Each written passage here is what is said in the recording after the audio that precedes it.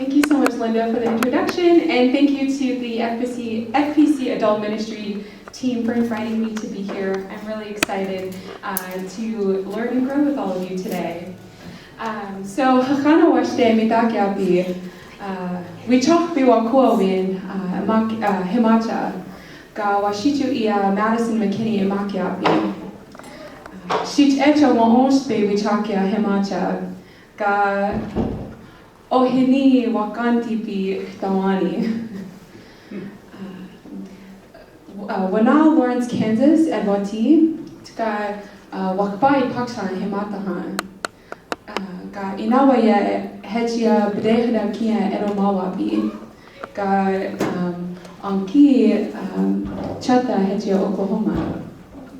Dayawa Chiankapi Ga Waukchi Chante Mawashte. So I said hello and good morning. It's so good to see all of you. My name is Wichokpi Wakuawin, but in English you all can call me Madison McKinney.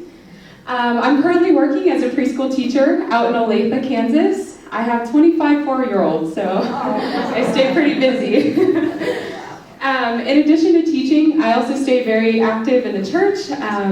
Again, I serve on the Advocacy Committee for Women and Gender Justice. We just changed our name.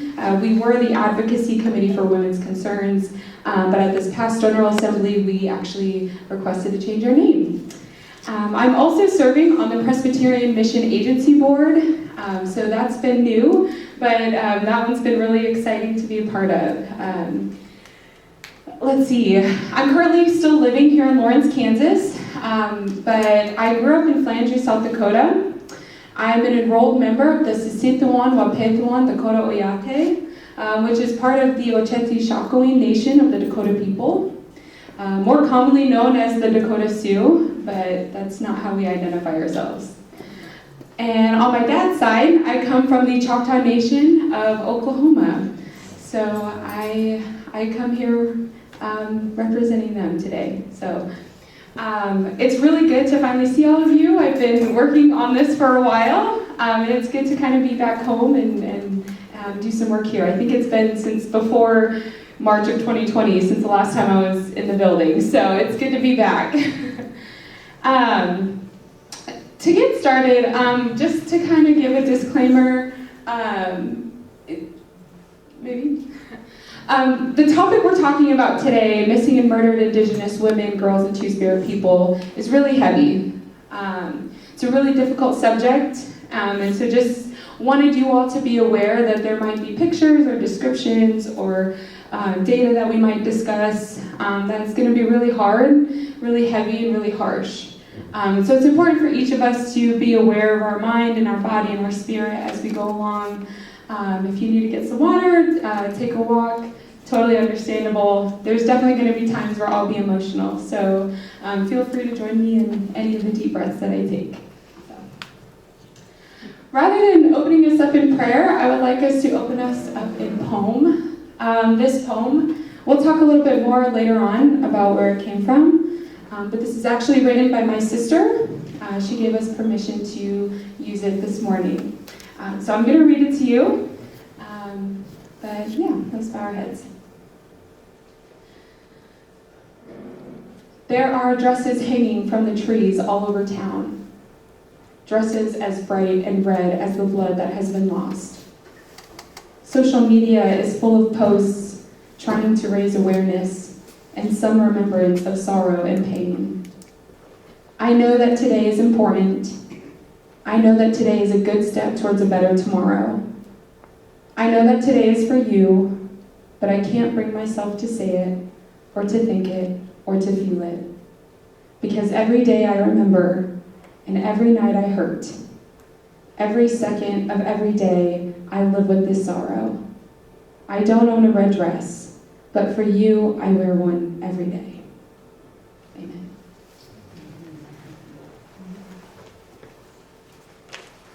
So, I've been working on MMIW stuff since about 2019, and I've kind of been able to break it up into about 4 different main subjects or areas to focus on. So we're going to cover educate, advocate, modulate, and donate. These are 3 or 4 critical pieces in allowing this movement to continue. This violence that we'll be talking about today has been around for the past 5 centuries. This is a direct result of the colonial violence that has been taking place on North American soil. This violence is ravaging through Indigenous communities all across the United States and Canada. But it's not new. This is something that we've seen take place for centuries, and it's been going on for generations.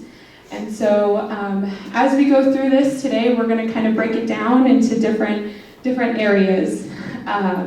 So we'll get started with the educate piece. My hope for this discussion today is that this is just a starting point for each of you. That when you leave here today, you'll feel inspired to continue to do more research, continue to learn more about this, and to do your part in spreading this awareness and talking about it to people that you know. Education and understanding what this is really critical in us being able to address it and to make a difference. So, so throughout this presentation, I might be skipping over a lot of the data points because this is something that's actually really easy. It's going to take 20 minutes to go on Google, do a quick search, and you'll see a lot of the same statistics being shared. Since this violence has been going on for a while, it's actually only been in the past 8 years that we've seen awareness being brought to it. And so the data that we have is very limited. So you'll see a lot of it being repeated over and over. So I'll touch base on a few of it, but it is my hope that you guys continue this research on your own outside of here. So the first question I always get, besides what is MMIW, the first question I always get is, what is Two-Spirit? What is 2S? What does that mean? So this term was actually coined in the early 90s in Manitoba, Canada. It has become a pan-Indigenous umbrella term for Indigenous folks who identify as LGBTQIA+. It's a little different than just being Indigenous and being gay. It's almost like a separate identity. But it's this belief that Two-Spirit folks are carrying both masculine and feminine spirits. And for a lot of Indigenous nations, this isn't new. For the Dakota people, we actually believe that our Winkte people were more sacred. They were Wakana. Because they carried both of those spirits, it gave them a closer connection to Wakantanga, our creator. And so this term has kind of now spread, and it's a really good, again, pan-Indigenous umbrella term, but each nation has their own understanding of gender and sexual identity. And for some nations, they even recognized up to 7 different genders. So again, this term is new, but the concept is not. So you'll see different wordings being used. You might see different acronyms. So the overall movement is MMIW. But as we begin to learn more and we get more data, we've started to expand that. So you might see MMIWG, which is Missing and Murdered Indigenous Women and Girls. Missing and Murdered Indigenous Women, Girls, and Two-Spirit People. And now we're also starting to see MMIR and MMIP, which is Missing and Murdered Indigenous Relatives or People. We're starting to see that the statistics are showing that a lot of our Indigenous men are experiencing these same high rates of violence as well. So the next question is, what is MMIW? This is a movement that aims to address and bring awareness to this epidemic in which our Indigenous relatives are going missing and being murdered at extremely high rates. Excuse me, Madison. Do Yes. you need the lights off or do you want them on? You can turn them off if that would make it easier to see.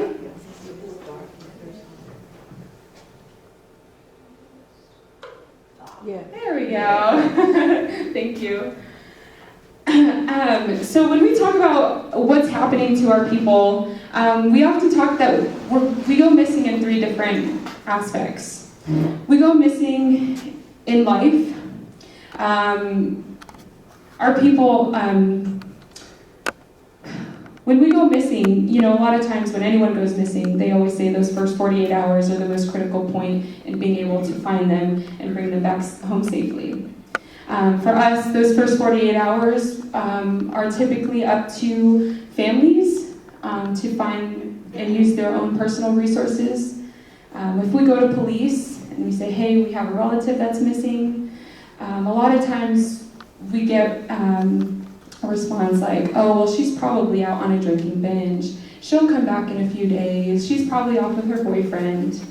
So those critical hours aren't the same for us. And so sometimes we're lucky and we are able to find our relative and bring them home. Sometimes we bring them home and they're not alive. And sometimes they just don't come home. We don't ever find them.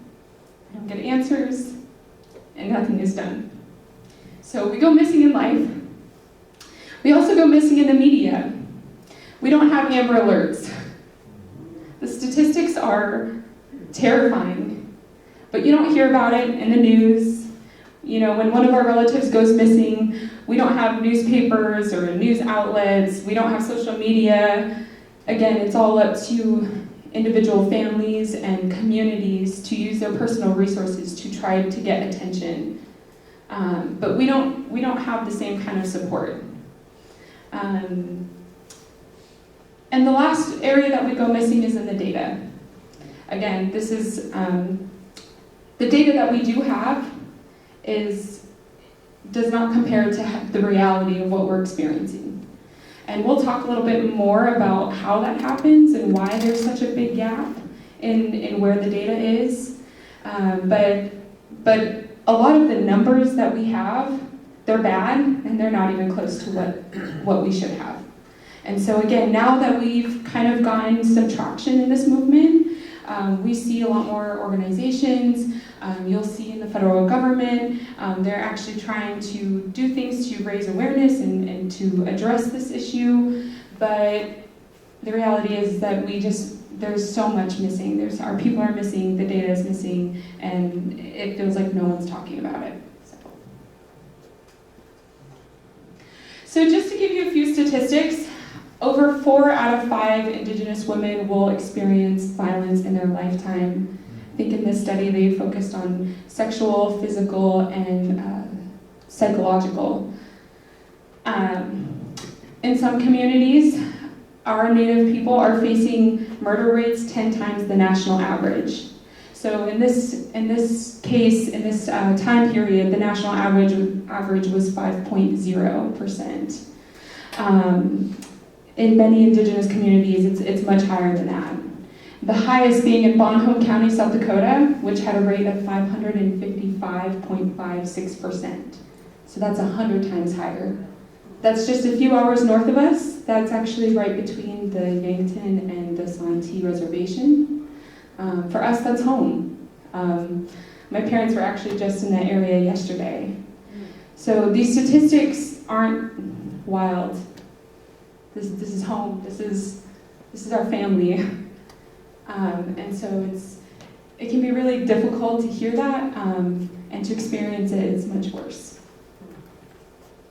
So back in 2016, the Urban Indian Health Institute decided to do a research, and they went to 71 urban cities. So we're talking about a very limited amount of cities, and this does not include tribal areas either. But from what they found, they had 506 cases of missing and murdered Indigenous women, girls, and Two-Spirit people. In this study, they talk about how a lot of the cities didn't have the data. They just couldn't provide it. It just didn't exist. So these numbers here are, again, bad and not even close to covering how truly difficult this is. But of those 506 cases, 128 were missing, cases, 280 were murder cases, and 98 were unknown. The status of the case was unknown. So yeah, this is what a lot of our people, our communities are dealing with. 71% of Indigenous people are living in urban areas. And so when you're back home, some of the issues that cause this is that tribal agencies don't have the resources to be able to address the problem. And then when you get into urban settings, it's really a lack of knowledge of Indigenous people, Indigenous culture. And so there's multiple reasons why this is happening. We'll get into that a little bit later as well. So the next part that is really critical in talking about MMIW is listening to the stories of the families and the communities who are experiencing this, and asking how you can support them, how you can uplift their voices. I started working on this back in 2019, and our committee was supposed to take our resolution on missing and murdered Indigenous women, girls, and Two-Spirit people to the 224th General Assembly in 2020. But because of the pandemic, it got pushed back to the 225th General Assembly, which took place this past June of 2022. And so this work went from meaning a lot to me to becoming part of me. In October 2020, my sister lost her best friend. Her best friend was murdered by her partner. Watching my sister grieve the way that she did was incredibly challenging.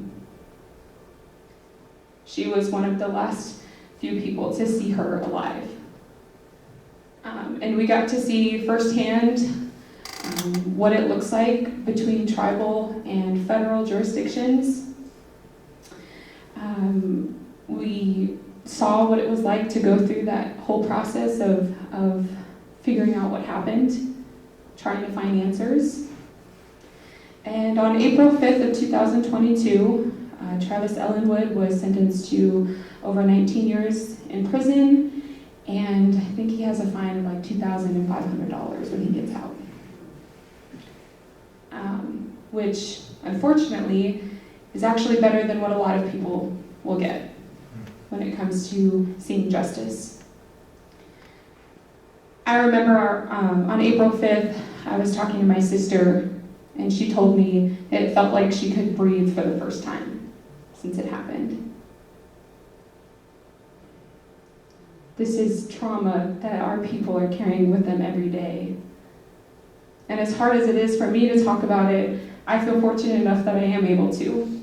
Because for a lot of our people, it's too hard. It's too hard to have to relive it and to talk about it. So during those months of her grieving, I kept asking myself, what do I do? What can I do? There are no words to comfort someone who is grieving a loss that severe. And I knew that justice we couldn't say, oh, justice will be served. It's going to be okay, we'll figure it out. Because that is not promised, ever. So I started thinking, and I said, okay, well, what I can do is I can talk to anyone and everyone who's willing to listen about this. I can educate myself, I can educate others. I'm not an expert on this. I've done a lot of research, put a lot of time into this, but I'm not an expert, and there's still a lot that I don't know. There's still a lot that a lot of people don't know.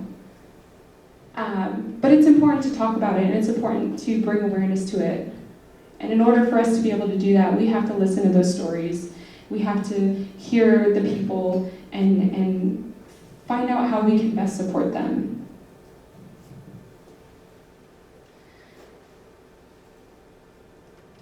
These numbers, these statistics, again, they're not just numbers on paper. These are women.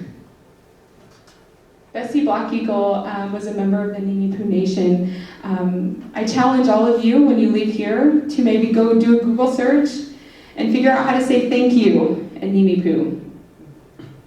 That language is incredibly difficult. Incredibly difficult. And she was a language carrier. She was a dancer. She worked at the local Head Start in her community. That's how she met my sister. She was passing on that language, those traditions, those customs to the children in her community. She was a best friend.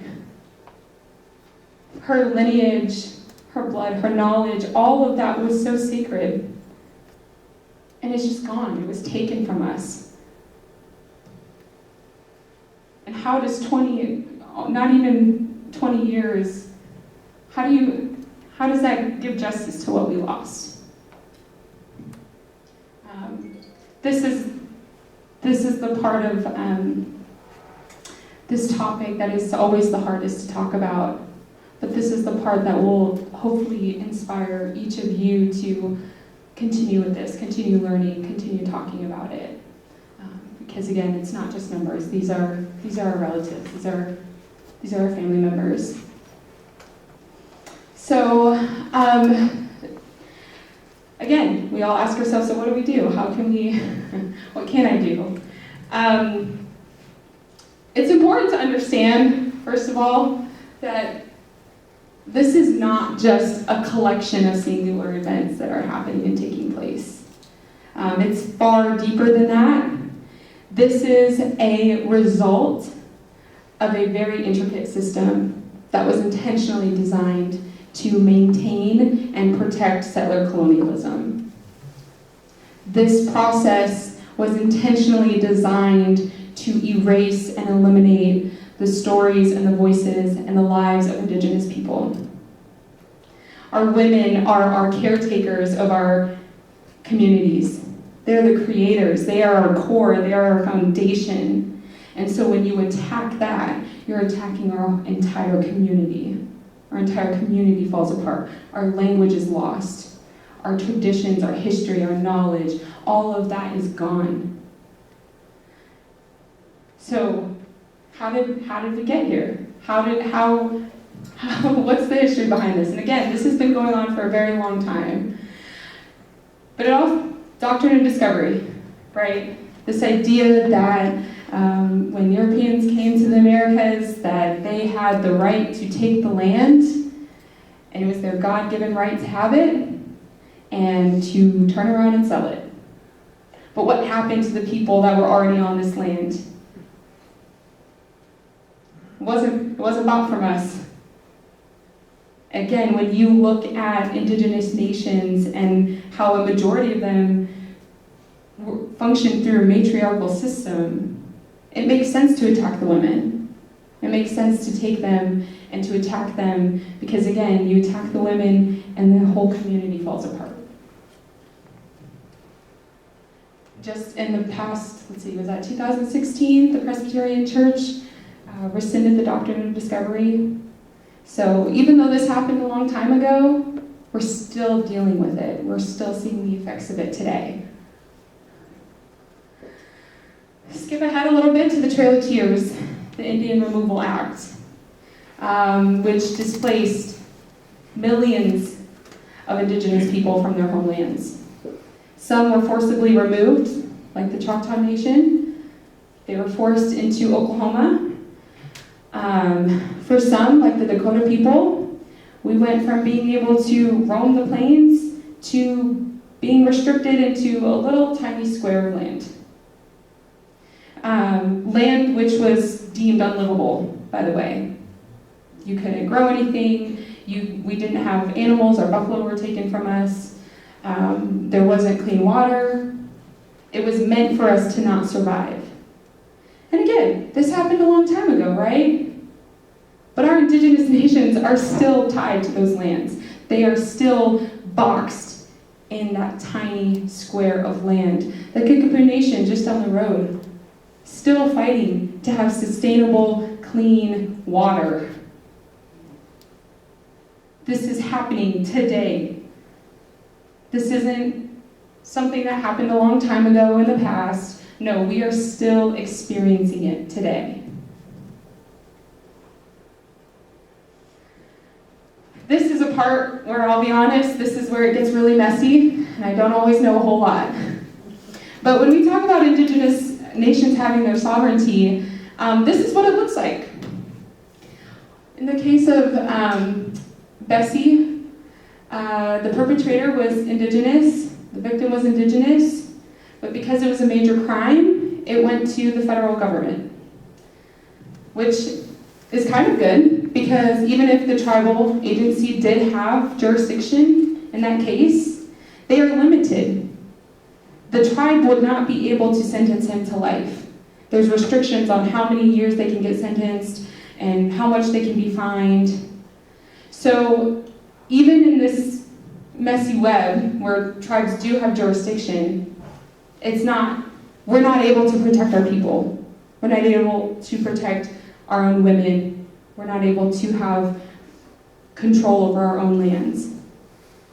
And so there's, again, this is a messy web. It's intentionally designed to be difficult. So when you talk about how does the data go missing? Well, if the tribal agency was the first to respond, and they lose jurisdiction because it has to go to a federal agency, who's documenting it, right? It's easy to say, oh, well, they're supposed to document it. No, they're supposed to document it. Well, where does it go? Who has it, right? And then you add in the fact that you also have states involved at times, other local agencies.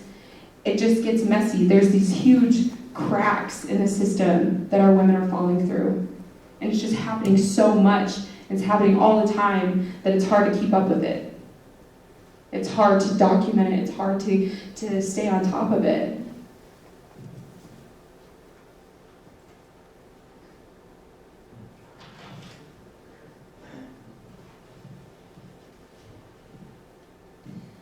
This is one of the first documented stories of one of our first stolen sisters.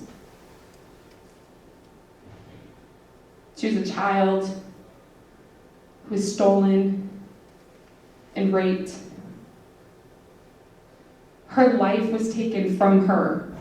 Her name was taken from her. And not only was it taken, but then it was rewritten. It was completely erased. And now every year Disney is still making money off of this. Every Halloween we see it. An American legend comes to life. That is not what happened. Even mascots.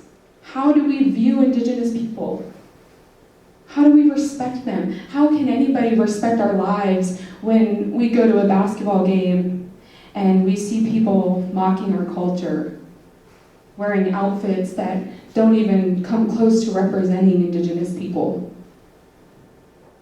How can we expect to be valued and respected and cared for when we see this in Hollywood?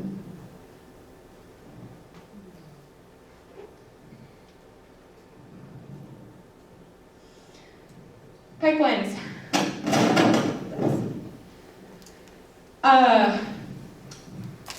Standing Rock, the pipeline that, the DAPL pipeline that was supposed to go through Standing Rock, which did go through, it was actually supposed to go through, I think it was Bismarck. But when they started to look into it, they said, you know what, that's too risky. Because if the oil starts to leak, it's going to get into our clean water. So instead, they took it right through Indigenous communities. They took it right through our sacred lands. So, again, taking away our water, taking away our land. We got people that were arrested for practicing ceremony on sacred lands. So, it's happening. It's happening in every way. These pipelines that bring all these jobs, hundreds, thousands of jobs. Those people aren't living there permanently. they don't move to these communities forever. They're put up in these, what we call man camps, these trailer homes. I highly, highly recommend, if you haven't seen it yet, watching the movie Wind River.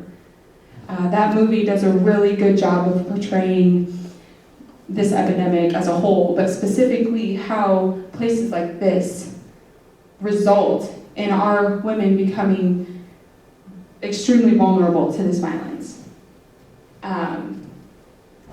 But yeah, this is what we're dealing with. So, to kind of shift gears a little bit, what is the Peace USA doing? So again, back in 2019, our committee, we partnered with the Racial Equity Advocacy Committee. We decided to write a resolution on missing and murdered Indigenous women, girls, and Two-Spirit. Which again, it took us a while to get to it, but we finally were able to get it passed this past June at the 225th General Assembly. Some of the things we were asking for was for our church to use its resources. We have the Presbyterian Ministry of the United Nations office. We also have the Office of Public Witness in DC. And so we were calling on them to advocate on this, to talk about this, to make sure that we are holding the federal government accountable in the ways that we can. Again, using our resources to talk about this. We also asked to have May 5th as the Awareness Day for MMIW in all future calendars. And then we also asked the Presbyterian Mission Agency to help provide support for Indigenous communities and families. Bessie wasn't, she didn't go to church, but that entire community felt that. My sister and her family, they all attend Presbyterian churches up there. And so asking ourselves, what can we do? How can we provide support? But that would require our church being able to, or being willing to take that step and reach out to those communities and ask them, listen to them. You know, even just listening to their story makes a difference, being able to talk about it. But if you wanted to read our full resolution, you can find it on PC Biz. This is just our recommendations, but our rationale, we shared a lot more of the statistics behind MMIW. But yeah, we were very, very grateful that the Presbyterian Church approved this. For me personally, it felt like a stepping stone. It was kind of like the first step. So now we can continue to ask for more. We can continue to say, hey, the Presbyterian Church said they'd be willing to talk about this, and you know, we passed this, now what can we do? Right? Where do we go from here? So the last part about this is donating. Again, a lot of the data that we're getting now is coming from grassroots organizations. It's coming from local communities. So this is a list of a lot of the organizations that have been working to try to address MMIW. These are really good websites to go to as well if you wanted to learn more information. But also looking at your local, looking in the local area where you are. I remember one of the statistics on that chart of the murder rates, I think was right here in, was it Labette? I think it was Labette County, Kansas. So again, this is happening here, it's happening in our area, and being able to donate money to this is really helpful. Again, there's not a lot of, I mean, it's not like these organizations have unlimited funds, and it takes a lot to be able to gather that research and to continue talking about it. But also, don't underestimate donating your time. Making time in your life to be able to look up, see if there's anybody in our area here that's missing. If there is, what can you do about it, right? Can you talk to local agencies? Can you talk to news outlets? Can you talk to different people in the community? Donating time and energy, again, is critical for this. The more that people know about it and know what's happening, the better it is for us to be able to say, hey, this is an issue, we need people to do something about it. So. And I'm gonna we can talk about this, we can answer questions, but I'm gonna go ahead and close this off in this. This was the first poem that we shared at the beginning. My sister wrote May 5th, 2021. She wrote this poem this past year. It's called These Dresses. The red is not as bright today. A year of fading in sunlight and in rain has taken the sharp edges of the color and made it warm. Today is a good day, smiling and laughing. Although my smile is forever different and laughing has not come easy, I say your name and taste the sting of last year's pain. These dresses have found their way closer to me in a way that feels heavy. The weight of my sorrow lies in these dresses, and today I give these dresses to the trees to hold. I'm very grateful that my sister allowed me to use her work. After October of 2020, this work really became part of me. And so being able to do this and share Bessie's story is really, it means a lot to me. And I just want to say thank you all for being here and listening. Again, I hope that this is just a push for you to kind of do more on this, do more research, do more educating. I'd love to come back sometime. I was really nervous about our time. And so, even just having a discussion, there's so much more in that history of what led to this that we can talk about and we can discuss. This is really just a stepping stone, and I hope that all of you will feel inspired to continue on this. So, I will open it up for questions or dialogue. I'm not sure what time this 10 or 15 after is fine. Okay, yeah. There. Yeah. Does anybody have any questions? Repeat the name of the film. The film, yes, it is Wind River. Wind River, and I believe it's on like Netflix or Hulu. I don't quite remember, but it is on a streaming service. First of all, thank you. Yeah, so. Yes.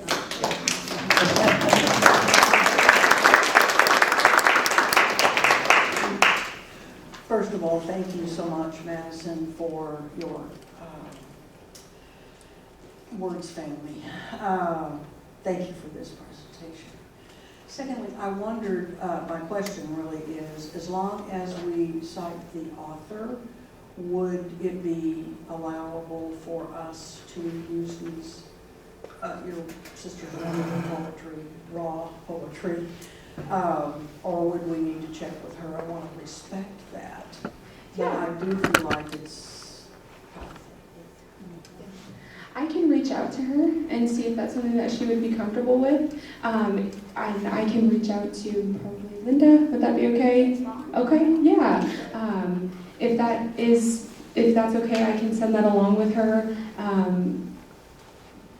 Okay, I do believe that the first poem was was published by the Presbyterian Church, and it's used as a resource. So I think you can go, but that's the first one. I don't know about the second one yet. We will all be careful. Yes. Yeah. And wait to hear from Linda. Thank you so Yes. much. Thank you. Yes, thank you. I always have many questions. One I got answer to, but you said that the man who murdered your sister's friend here, Betsy, he got 19 years, and is that enough? It's what your words. But what would be enough? What would be enough when it comes to what is it we want in our justice when if somebody's taken away? And would 50 years, would that be, what is enough when it comes to punishment? And how do we need to think about that? Because, it hurts my heart. And also, then, because my question was also, was this a Native man or a white man or a black man? Would that have mattered in what what we would expect to make justice, you know? So just a few questions along that. Yeah, that's a great question. And that's one that we all struggle with. Because how do you, again, when you are losing a critical piece in the language and the history, the knowledge, how do you get justice for getting that taken away? And I think no matter what, it's never going to feel like enough. It's never going to feel like we can make up for that loss. So that's a great question, and I think it depends on the case. But you know, there are some cases where they walk away. You know, I think because he was an Indigenous man, he got more, but had that been a white man, a lot of times we see that sentencing come down if they take a plea. They'll reduce that significantly. Yeah. I'd just like to say, I think that in a situation like this, in this particular situation, in 19 years, if he's in there that long, you know, he's going to come back to that community, and people are going to see him. Oh, yeah, So, he's gonna live with this yeah. forever, so. But the friends and the families and the victims have to live with it too. Yeah, but when he comes yeah. out.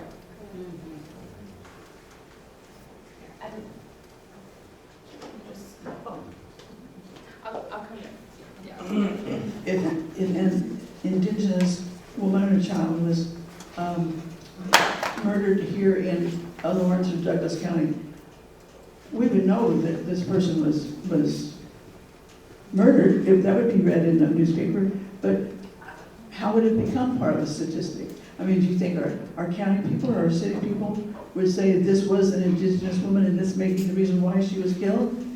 I mean, I don't see, I mean, I'm guessing that would not become a part of data anywhere, because to whom would you report it, as you said earlier? Exactly, and you know,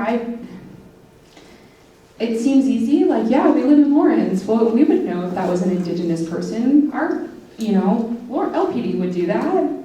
But that's not promised, and that's not guaranteed.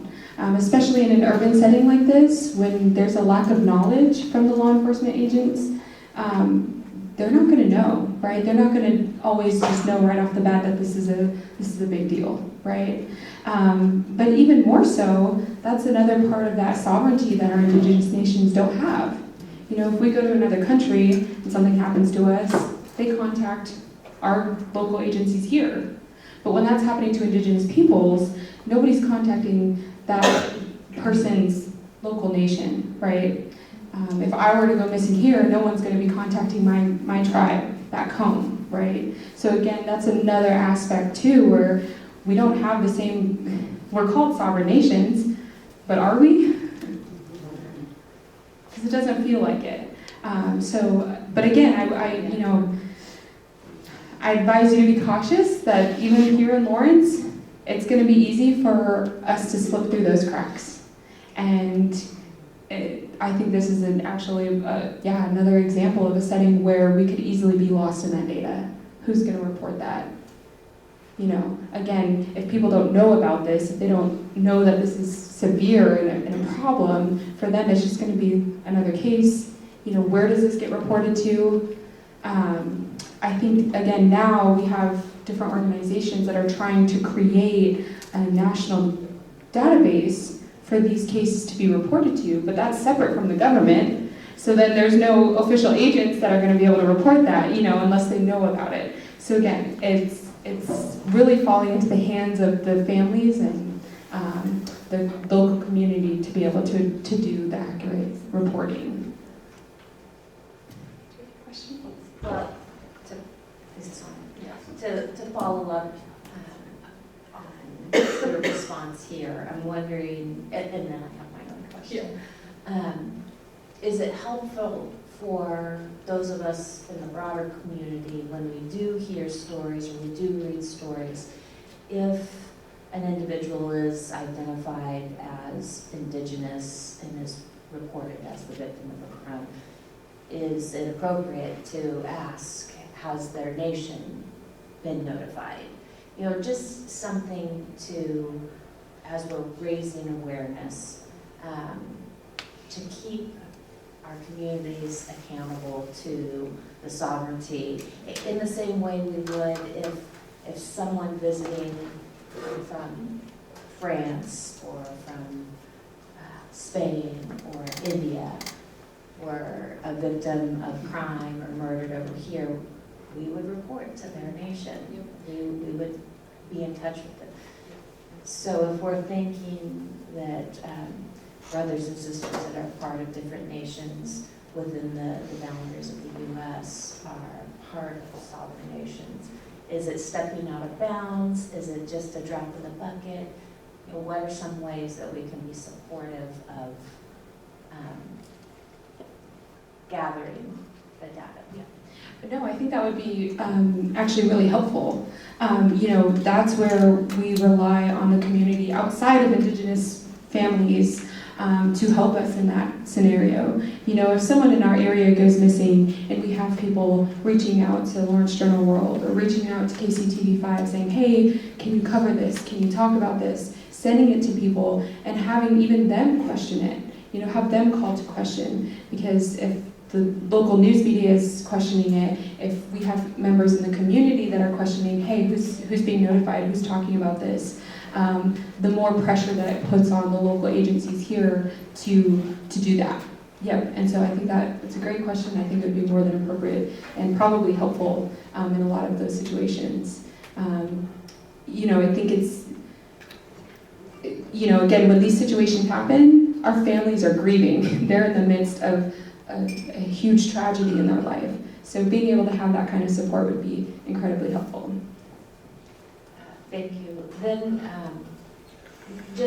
we come from a small community here in Lindsborg, so kind of in connection or follow-up with Charlotte's question about the murder. In that shared community space, was there ever, or has there yet been any impetus or movement towards sorrow, asking for forgiveness, any sort of acknowledgement of his culpability? I don't know about his family.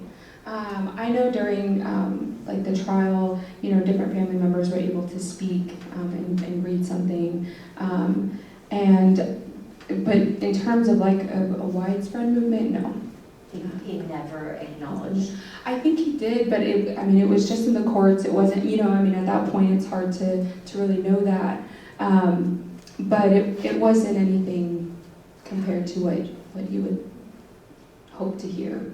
Yeah, I mean, as a mother of young women,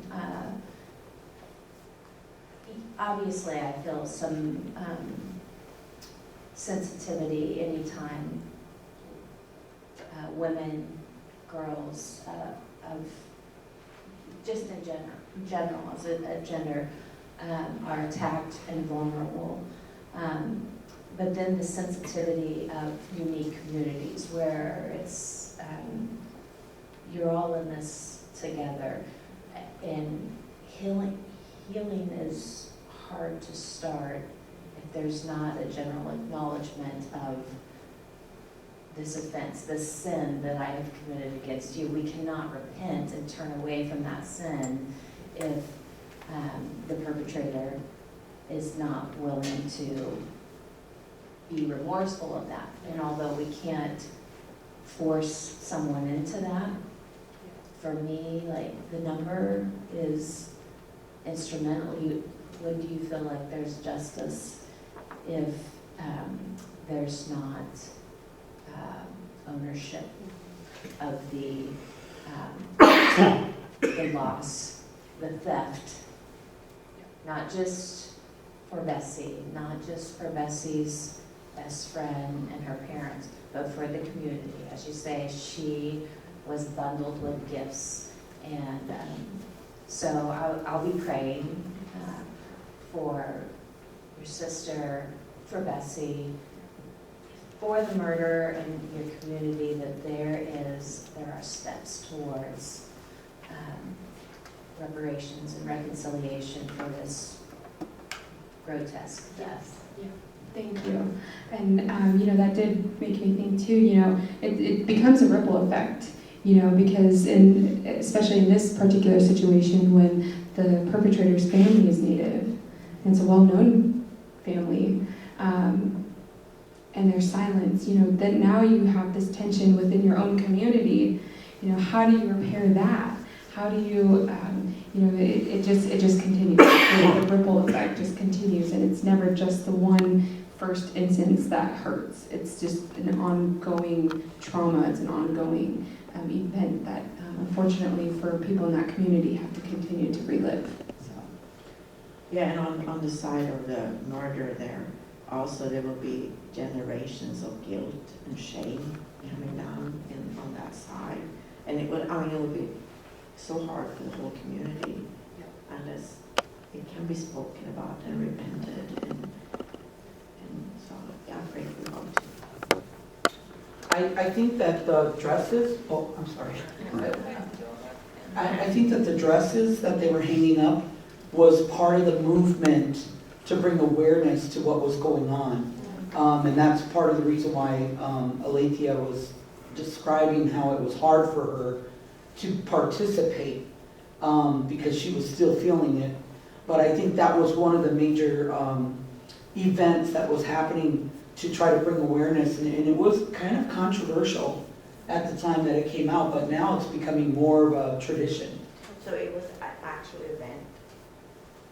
Yeah, it was an actual event that they were hanging the dresses. And on May 5th, it's the National Awareness Day for MMIW, and so particularly in their community, they started to do events, and so now they're starting to do that every year. I think they have another program that they started too after Bessie, that Bessie's other friend has kind of started, and so they're trying to talk about it. They're trying to, really rely on the community, rely on their on the Ninupu Nation to be able to help support that.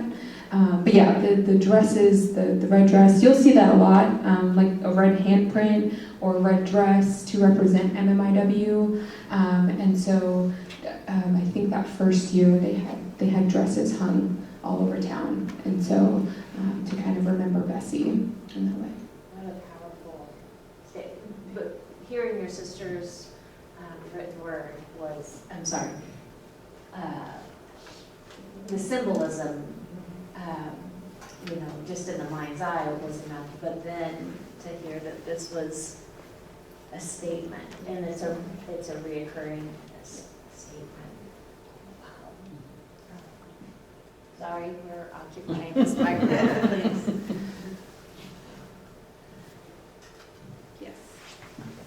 I don't know that I knew that, but the chart that you had that showed the jurisdictions, was that just for your tribe or is that national? No, okay, so hopefully I can answer your question as best as I can. So that is a chart for the states that fall under the PL 280. So it's not every state that falls under that, but a lot of the states where we're seeing high numbers of this, so Montana, South Dakota, Alaska, New Mexico, there's just a list of states that fall into that, and that's, again, this sort of gets kind of tricky. It's called 280, PL 280, and so if they are under that, that is the kind of flow chart that they follow. But again, not every state follows that, and to be honest, if they aren't under that, I don't know what that looks like. Yeah, one reason I asked is I think there was some case in Oklahoma just recently and a law passed of, especially if it wasn't an Indigenous criminal that created the crime, then it was very complicated and I think very controversial still, even with a law that just passed. Yeah. And again, when these laws are being passed and it's confusing, intentionally confusing, Because that's where you see those cracks where people are able to slip through, the data is able to slip through, and so yeah, I mean, when you understand that, it's incredibly hard to make sense of it. It's just like a sticky, messy web. I just wanted to make a comment about that. KU, one of their instructors, Sarah Deere, was the one that was instrumental in getting a law passed back in 2011, I believe, where on the reservation, if you were non-native, you never had to suffer any consequences for any violence that you did on the reservation because there was no jurisdiction. And Sarah Deere was instrumental in helping getting that law passed that says that it doesn't matter who you are, if you're on tribal land and you commit violence, you will be held accountable to it. So there are laws that are changing, there are people that are working towards it, but it's very complicated when you look at different jurisdictions, with every tribe having their own jurisdiction, and the federal and the state. I mean, it's just, and even local sometimes. So so even here in Lawrence, sometimes we have to think about the jurisdiction at Haskell, because is it county, is it city, who has the authority? And if it's a federal crime, a lot of times LPD is going to have to contact somebody outside in the federal system to handle what's going on there. So it's always a tricky mess. And think of all the tribes that are Yes. at Haskell. Yeah. Yes. That's a good question. Thank you. Well, I think that wraps us up. Again, thank you all so much for listening, and thank you for being here with me today. It was so good to be back home and to see all of you again. And again, I hope we can continue this conversation. So, thank you.